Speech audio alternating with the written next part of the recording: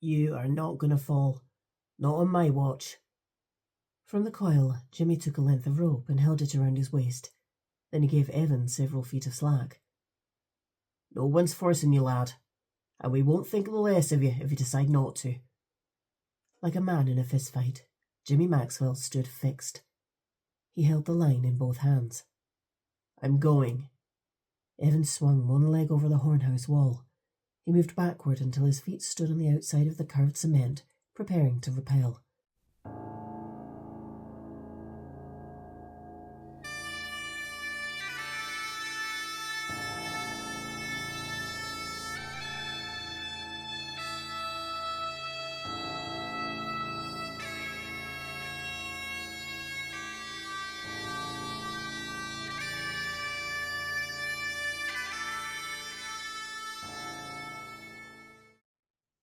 Hi, I'm Ted Olson. Thanks for joining me on Let's Talk Cape Wrath. Today we're going to be talking across the pond and about 7 hours into the future with Laurie-Emma Buckley, the narrator of the Cape Wrath audiobook. We'll learn a little bit about how she got into voice acting and the challenges that she faces in doing voiceovers and her experience in working on Cape Wrath. So, let's go. Well, welcome. I'm excited to be here with Laurie-Emma Buckley, who has been made such a big difference in the production of the Cape Wrath audiobook. Welcome, Laurie-Emma. But it's great to have you here. Um, she's feeling a bit under the weather, but that's okay. She's a real trooper and she's going to do fine. So we're excited. Um, Yeah, we'll survive. Uh, Now let me just get from the get-go where you began as a musician. Is that correct? I mean, when did you realize that your voice was going to be an asset? It, yeah, I mean, I was a musician from from the day dot. I think when I was growing up, I always wanted to be a musician, so I pursued that for a long time. I think the transition from musician to voice actor was very gradual, very gradual. I stopped. I got to a semi-professional level with the music. I released a few albums, toured several countries, never did it as a full-time job, which is quite common these days, actually. Um, However, I only really started doing voice work seriously, I would say probably on a serious level, 2 years, 2.5 years ago. And I stopped doing music about 10 years ago. So that there are certain elements, obviously, of being a musician that really does help with the voice acting. But there was never a natural progression. It was more to do with the people around me and my friends and what they were doing. It was very serendipitous, I would say. Hmm. But I can go more into that later if you have further questions about the transition and how it began.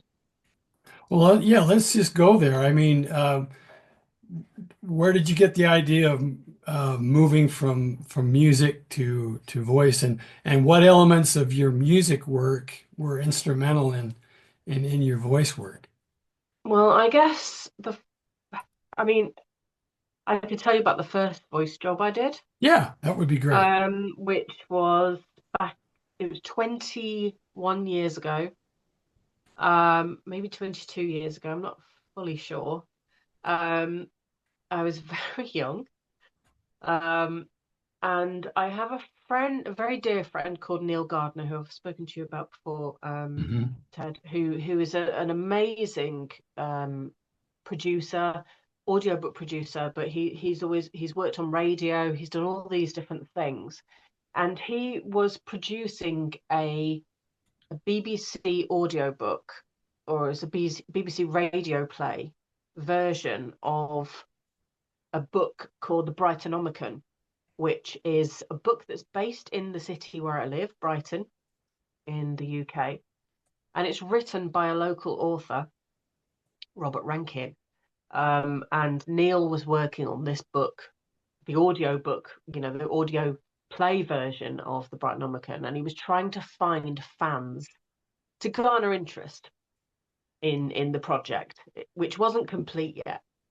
I immediately hit it off with Neil, and he asked me to be in the audio play. And I was like, yes, please. Does it mean I get to meet Robert? So yeah, I went down to London. I went to the studio. I did 2 lines. I had 2 parts. I was woman in bar and lady in pub, and I had 2 lines, one each as each character, and I was awful, absolutely awful. And if you go on IMDb, my listing is one above the competition winner, who had 1 line, and he was way better than I was as well. So he won a competition to be in it, and he absolutely was so much better than me. And that was my first job, and I felt so exposed, and I was terrible. So yeah, I learned a lot from that, because I learned that it's not as easy as it looks. Right. So what do you find most challenging then in doing voice work, voice artistry work or voiceovers? Now, um, I think accents are tricky. I do. I'm pretty good at a few. I would happily say that. But when it's something personal, for example, Cape Wrath, Cape Wrath is something very personal to you, Ted, because it's your own one and only novel. It took you a long time to write. It took a long time coming, and it means a lot to you. It's part of you. And for me to be chosen to do that, which I'm very grateful for, endlessly grateful for, to get that right, and to do it the way you want me to do it, was very important to me, because I knew it was important to you. And that's the sort of pressure that's, corporate things. I do a lot of corporate things, and Right. they'll say, you do it this way, can you do it that way? But things that are personal to people, there's a lot of pressure, certainly. Well, now this is where I get to make the Laurie-Emma pitch. Um, and where we do maybe a shameless plug for voices.com. Because I went on to Voices. I was looking for a narrator for Cape Wrath, and I went on to Voices. And if I remember correctly, I put it out there and waited for responses. I, typed what I needed and what I was willing to pay. And you were the first responder. And I listened to your voice. And I said, "Yeah, this is." And then I think about a half dozen other people auditioned.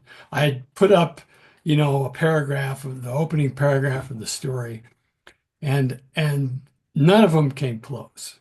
None of them did. I mean, and it was such an easy decision for me to make.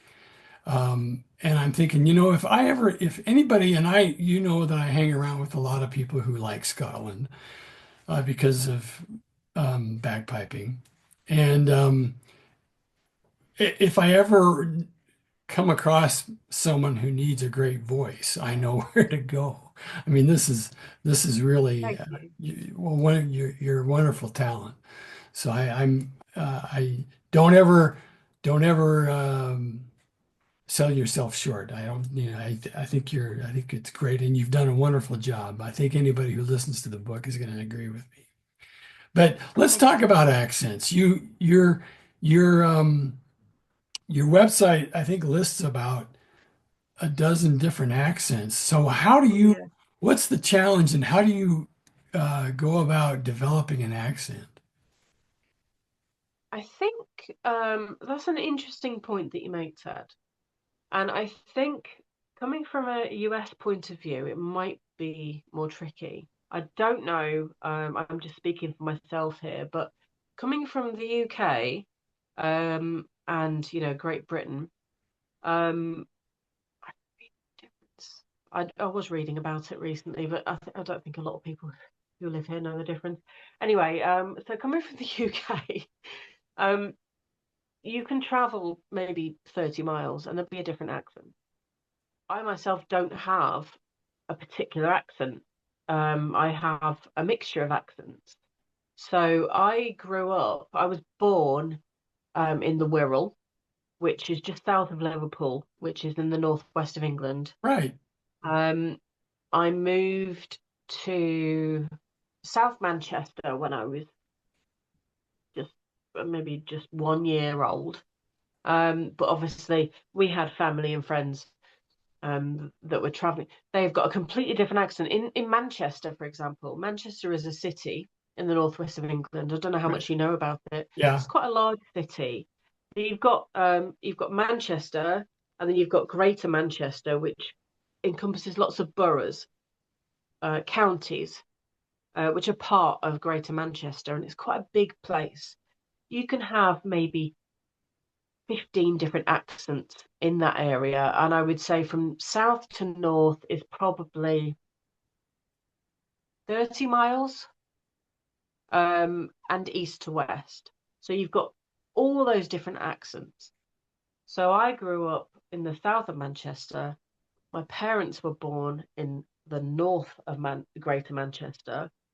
They had a completely different accent to me. All my family, aunties and uncles, were all in the north of Manchester. They were all up there.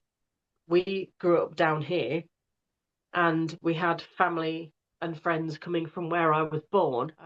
So when I was little, my godparents came over, and they had a daughter, and they were from where I was born, so the south of the Wirral, south of Liverpool.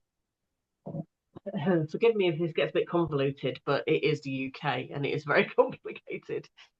So they had a friend, they came over and the daughter came over, and I think I started to echo her accent. So by the end of the day, we were playing together, me and this girl, and by the end of the day, I was talking like her, and we were talking about like what we like to do with our toys and like what we like to do at school, and that's not how I talk, but I was talking like her. I remember it very clearly. That was like 30 miles away. So that happened a lot. And even now, I go and see my parents, and they'll talk like this because they're from Oldham, which is north east Greater Manchester, and they talk like this. And I would have talked like this if I'd been born and bred there, but I wasn't. I was born and bred in Cheshire. They talk like this in Cheshire, and it's very pronounced, and your mouth goes very big.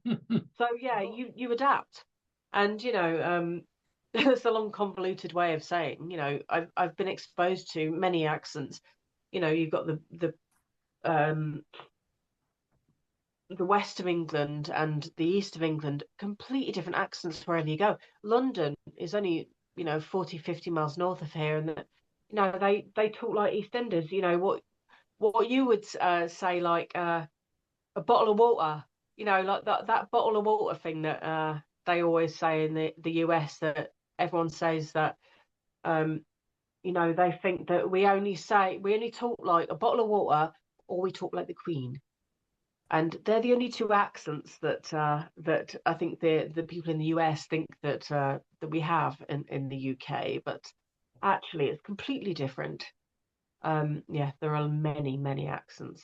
Now let's talk about your Scottish accent. How did Okay. that come about? Well, it's not something that I've had to do a lot. When I was growing up, my brother and I used to play around a lot with. I've got a younger brother, and we both used to play around with accents a lot. I've got I have got a Scottish family. My paternal grandmother was Glaswegian. She passed away, bless her.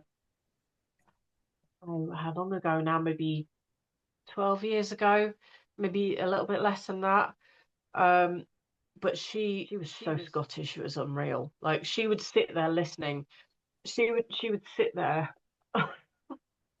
watching football on the TV, drinking whiskey neat, and listening to Scotland the Brave on her on the pipes on her record player. Like, no word of a lie, she loved it. But in terms of my Scottish accent, really, I was thinking of my my cousin Sarah's late husband Phil, who sadly passed away at the very early age of early 40s, not that long ago. But he was from Orkney, which is very, very Right. north of Scotland. As you can imagine, it's like as far north as you can go. Right. And his accent wasn't a really broad Scottish accent. It was, my mum used to say she thought he almost sounded American. He didn't roll his R's.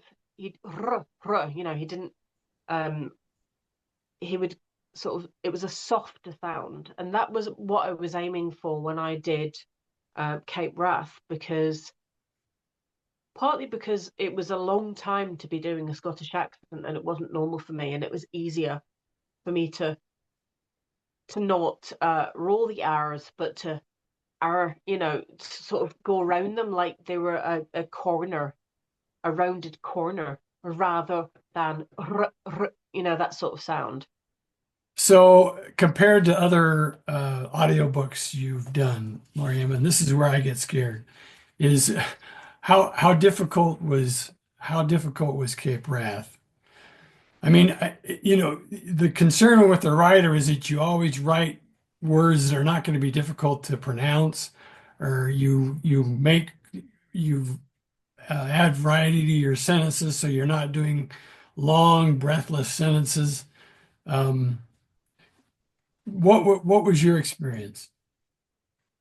The only problem that I came across actually with Cape Wrath wasn't really a problem, but it's the first full audiobook that I've had to do in an accent that wasn't my own. But it was a challenge for me. I've done jobs in a Scots accent before, uh, corporate work and things like that, but never a 12-hour book. And It was a big marathon. I think it really was the most challenging job I've ever done, because it was an accent, not just that one accent, but the You American accent, had to do the American accent too. Yeah. which I've never done before, convincingly. There you go. Um, and I'm a voiceover artist. I've not really gone into voice acting, so that's a real learning curve for me, and it's a real challenge for me, and it's something that I'm so proud of, because it means that there's something else that I can do, and maybe Right. move on into voice acting, which I'd love Right. to do. That would be great. Awesome. Well, it's been a wonderful pleasure. I mean, this is after about 6 months of corresponding via email and direct message on Facebook, we finally get to talk and learn about how you've gained this skill and the impact that it's made on this book. It really has brought the story to life, I think. And anybody who uh, loves to listen to audiobooks, I think is going to have a wonderful time listening to this voice, this this uh, this this lilting. You've been called velvet before, and it's just like that. It's just like this wonderful thing going on in your ears that I think that people will enjoy. In addition to a pretty good story, I think. I think it's a wonderful story, Ted. I really, really do. I read it in full before I started recording, and I thoroughly enjoyed it. It was so gripping, and I love a mystery. I love a ghost story. I love a love story, and it had everything. Yeah. Had everything together, so it was just perfect for me. And it's not a particularly long story either, so it's just perfect for the person who's wanting to just read something on the go. And I loved it. It's a Good. wonderful story. It's a credit to you. Thank you very much. Okay, I've lost track about how many takes I've needed to do this outro. So I just want to say thank you for joining me on this chat with Laurie-Emma Buckley, the voice behind the Cape Wrath audiobook. We learned a lot about what it takes to put together a good narration, didn't we? So if you love listening to a good audiobook, check out Cape Wrath, wherever you find your audiobooks. Do it today. Appreciate it. Thanks.